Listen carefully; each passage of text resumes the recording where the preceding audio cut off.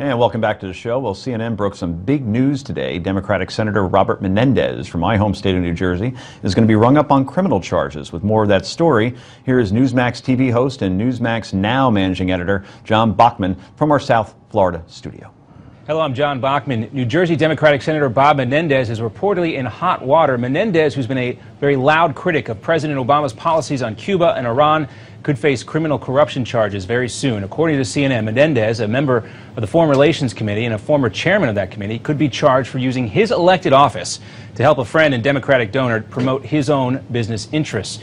The investigation into Menendez's conduct has been ongoing for a while. It's focused on a plane trip, or several plane trips, Menendez took to the Dominican Republic as a guest of that donor, a guy named Solomon Melgen. He's an ophthalmologist in Florida. For his part, Melgen's office has been raided by the feds, linked to Medicare reimbursements. Also a focus of this investigation, Medicare administrators who have been accused Melgen of overbilling the agency.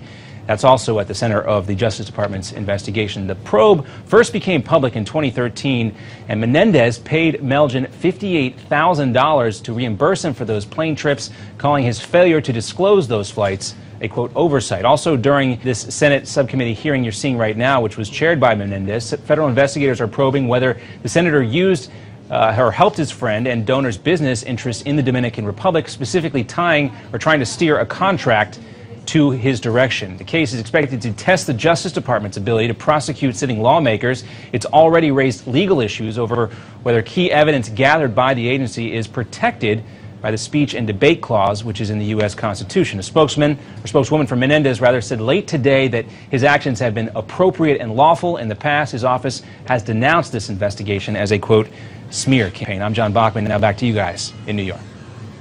Thanks so much. We appreciate it.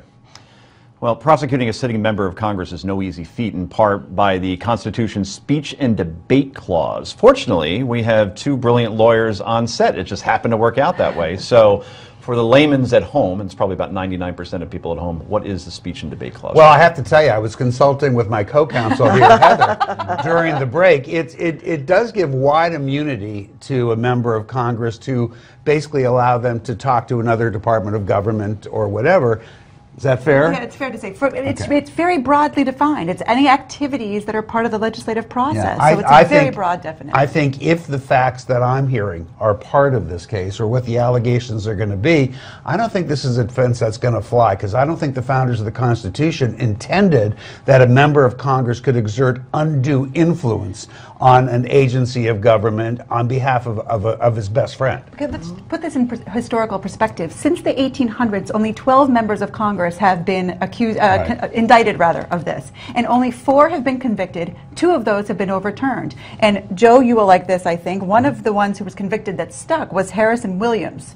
That his story is the basis of the American Hustler movie. Yeah. Right. So it is very, very rare for these types of cases to go forward to the point where somebody actually serves time. I think here, there's a real question as to what the reasons for this indictment are. So many things are being thrown to the wall. I think there is some political motivation for it, but I also think there must be a whole heck of a lot of evidence, because Holder would not have gone forward with this criminal prosecution if he didn't think he could win the case. I agree with that. You know, you don't just go after U.S. senators willy-nilly. And yes, there could be a political motivation. He has taken Menendez has taken a very contrary position on Cuba and Iran.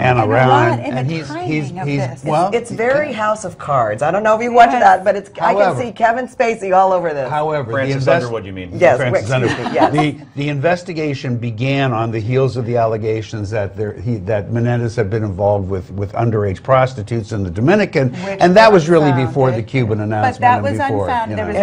It was, but that's what kicked off the investigation. Right, and then the thing about the Isaias brothers, he apparently helped some guys get in the country. That was unfounded as well. I love you defending a Democratic senator. Well, because I really think that this has a lot to do with the Coker-Menendez bill that's coming forward that is going to overcome any veto that the president wants to set down, and which is going to make sure that Congress gets to look at the deal with Iran. And the timing of this is suspect to me. I think that there's a real We'll see what the reason. charges are. We really don't know yet what's going to be in this indictment. So. Can he face jail time in a worst case scenario? Obviously. Absolutely, yes. I mean, the guy who the Harrison Williams served time. You saw Ted Stevens; his was overturned by the federal judges, which has happened twice.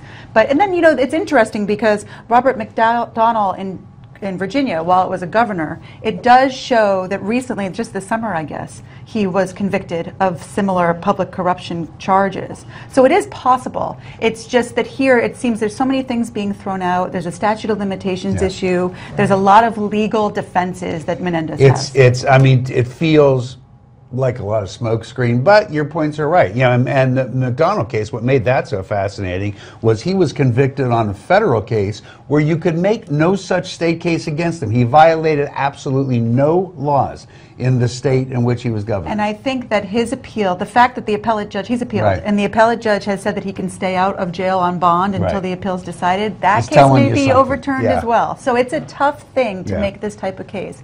But I think that the timing of it, given the timing of the Coker-Menendez bill, just has me concerned. That's because you're a cynic. And from a media perspective, and for folks that watch Fox, Alicia Menendez is she on Fox? Well, she's no, on, she used to Fusion, be. right? She used to be. She's on Fusion now. And possibly talented girl. Very, very nice. Met her several times, and you hate to see this happen now because now she's a public figure and she's going to have to answer for this sort of thing as well. The money here is just remarkable. Lost $68 million in investments. This is Salman Melgen.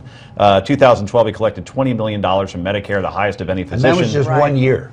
1 year. Yeah, right, and Menendez is taking... This fellow who is one of Menendez's closest friends, a longtime political supporter, is without question one of the biggest Medicare payment recipient doctors in the country. And I think it's interesting too that he decided when he heard about this investigation to quickly pay back the money for those flights. I mean, if it hadn't have come up, he wouldn't have done it. He would have just gotten on. Right. So. Look, if it walks like a duck, talks like a duck, quacks like a duck, it's probably a duck.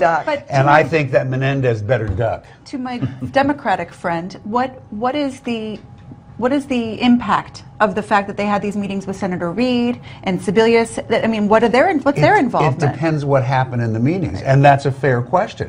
If there was undue influence being exercised on behalf of his pal, they got a problem. Right, they have problems too, so it's not going to end soon. And that's the final word on that, but probably not the last time we're talking about this issue, I have a feeling. So coming up next on the Daily Wrap, ABC News is reporting on how Hillary Clinton could have possibly violated State Department rules while using her private email account. We've got that next. This is the Daily Wrap, only on Newsmax TV, on DirecTV, Dish Network, and Verizon Fios.